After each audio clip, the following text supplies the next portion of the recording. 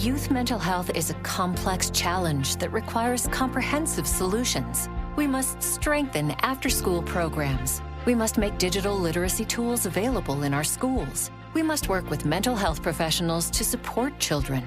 And we must empower mentors, educators, and parents to keep kids happy.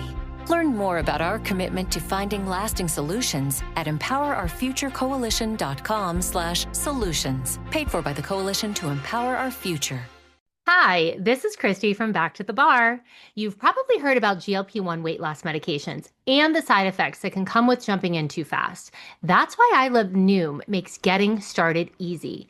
Their microdose GLP-1 program begins with a smaller dose and gradually scales up based on how your body reacts. The Noom GLP-1 microdose program starts at $99 and is delivered to your door in 7 days.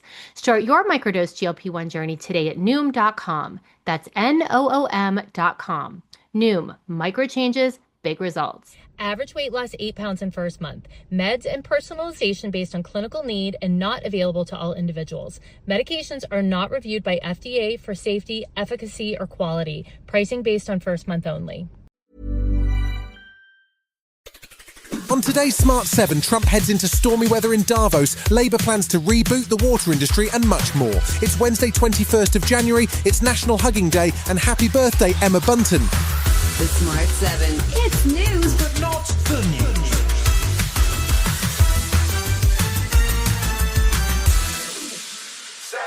Donald Trump celebrated his first year back in the White House on Tuesday with a rambling press conference in which he touted his achievements and continued to grumble about not winning the Nobel Prize. He's headed to Davos now for a global summit, but he may find the atmosphere challenging as the mood towards the US and Trump's continuing obsession with Greenland shifted significantly. California Governor Gavin Newsom, Canadian PM Mark Carney and French President Macron all called out Trump over his bullying behaviour and criticised what Carney called the end of a rules-based world order. EU Commission President Ursula von der Leyen was taking an equally tough line when it comes to new tariffs from the US. We consider the people of the United States not just our allies, but our friends. And plunging us into a downward spiral would only aid the very adversaries we are both so committed to keeping out. So our response will be unflinching, united and proportional. There was some international awkwardness too, as Trump criticised the UK's Chagos Island deal, which sees the territory returned to Mauritius, calling it an act of great stupidity, even though he signed off on it in May. US Speaker Mike Johnson, meanwhile, was addressing the Commons and trying to be diplomatic. I told the President that I felt that my mission here today was to help to calm the waters, so to speak. Let us look to agreement, continue our dialogue, and find a resolution, just as we always have in the past.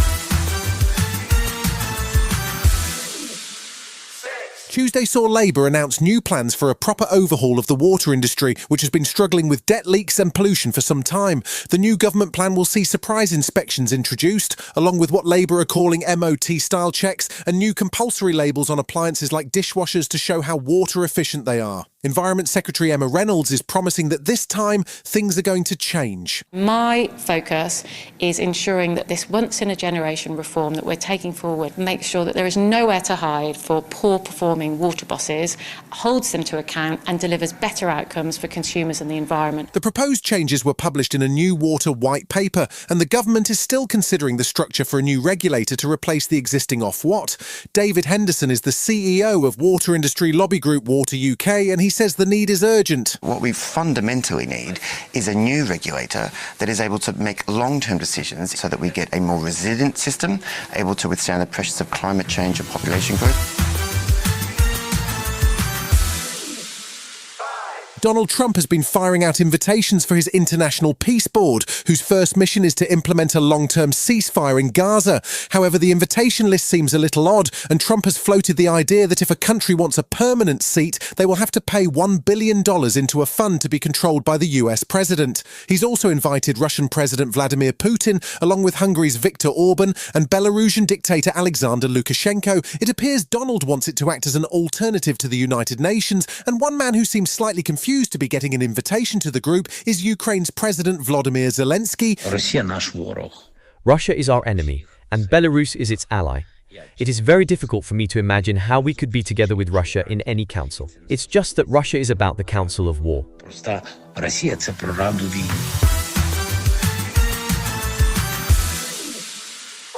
Tuesday saw the government move a step closer to a social media ban for teens as they announced a 3-month consultation period to review whether a ban would help to keep kids safer online.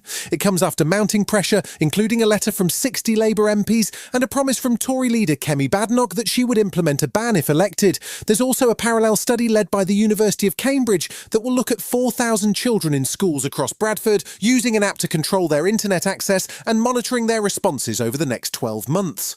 Technology Secretary Liz Kendall says it's necessary to look at all of the data and the potential impacts. It's the responsible thing to do to consult on all the different options available, from a ban on social media for the under-16s to things like curfews overnight, how we make sure existing measures and age enforcement happen swiftly and effectively. Still to come on today's Smart 7 in association with Metro, a big win for Spurs and ASAP Rocky pays it forward. Right after this. Youth mental health is a complex challenge that requires comprehensive solutions. We must strengthen after-school programs. We must make digital literacy tools available in our schools. We must work with mental health professionals to support children. And we must empower mentors, educators, and parents to keep kids happy. Learn more about our commitment to finding lasting solutions at empowerourfuturecoalition.com/solutions. Paid for by the Coalition to Empower Our Future. Hi, this is Christy from Back to the Bar. You've probably heard about GLP-1 weight loss medications and the side effects that can come with jumping in too fast. That's why I Love Noom makes getting started easy. Their microdose GLP-1 program begins with a smaller dose and gradually scales up based on how your body reacts. The Noom GLP-1 microdose program starts at $99 and is delivered to your door in 7 days. Start your microdose GLP-1 journey today at Noom.com. That's Noom.com. Noom, micro changes, big results. Average weight loss 8 pounds in first month. Meds and personalization based on clinical need and not available to all individuals. Medications are not reviewed by FDA for safety, efficacy, or quality. Pricing based on first month only. Welcome back. There was bad news for Emma Raducanu early on Wednesday as she was knocked out of the Australian Open in the second round by Anastasia Potapova. Tuesday night saw the return of the Champions League with Arsenal, Man City and Spurs all in action. Arsenal were in Milan to take on Inter and won 3-1, while Man City travelled to Norway, where things did not go well with Pep's side losing 3-1 to Bodo Glimt. Spurs manager Thomas Frank was in desperate need of a win as his side hosted Borussia Dortmund, and they got one as Spurs picked up a 2-0 victory that sees them up to 4th in the Champions League table. Very happy that we won the game. For various reasons. Main bit, I think it was a good performance, especially first half. I think the fans were absolutely great, and they're really behind the team, so very happy with that.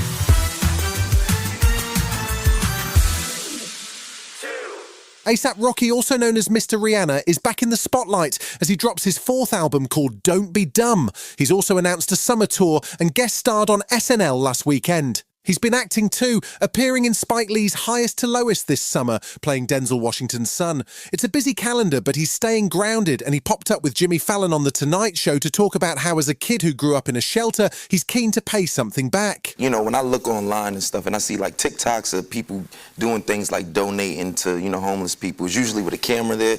And for me, that's a little pretentious. And so I wanted to do something that felt like, giving back. So we paid the rent for everybody, all the tenants in my grandmother's building that I grew up with in Harlem on 140th and Lenox.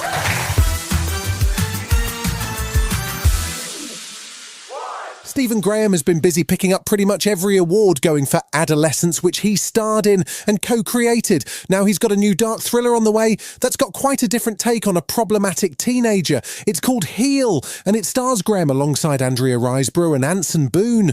Graham plays a suburban vigilante who takes it upon himself to tame a local troublemaker with some unusual techniques, including chaining the 19-year-old up in the family home's basement. It's a wild ride, and it hits cinemas on March 6th.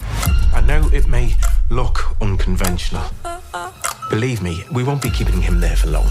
Tommy's going through a rebellious phase. I'm gonna You've been listening to The Smart 7. We'll be back tomorrow at 7 a.m. Hit that follow button and have a great day. Give us 7 minutes, we'll give you the world. Youth mental health is a complex challenge that requires comprehensive solutions. We must strengthen after-school programs. We must make digital literacy tools available in our schools. We must work with mental health professionals to support children. And we must empower mentors, educators, and parents to keep kids happy.